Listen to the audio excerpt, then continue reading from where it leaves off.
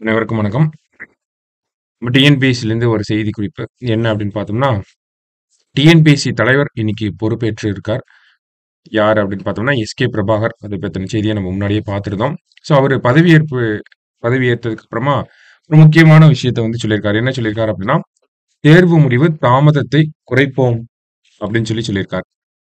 என்ன விஷயம் அப்படின்னு பார்த்தோம்னா, டிஎன்பிஎஸ்சி தேர்வு முடிவுகள் வெளியிடுவதில் உள்ள காலதாமதத்தை குறைப்பதே எங்களின் முதல் பணி அப்படின்னு சொல்லியிருக்காரு.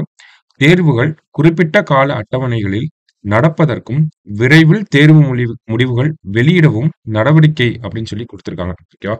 இதன் மூலியமா டிஎன்பிஎஸ்சி அவங்களோட ப்ராசஸ சீக்கிரமா முடிக்க போறோம் அப்படிங்கிறத டிஎன்பிஎஸ்சியின் தலைவரே சொல்லியிருக்கார். அதனால குரூப் 1 ஆகட்டும், குரூப் 2 ஆகட்டும், இல்ல மத்த இதர தேர்வுகளாகட்டும், டிஎன்பிஎஸ்சியால நடத்தப்படக்கூடிய மத்த தேர்வுகளாகட்டும், எல்லாமே இனிமேல் டக்குன்னு நமக்கு ரிசல்ட் வரும் அப்படிங்கிறத எதிர்பார்க்கலாம். சரிங்களா? ஸோ அந்த ஒரு அப்டேட் குடுக்கறதுக்காக தான் வந்தோம். நன்றி, வணக்கம்.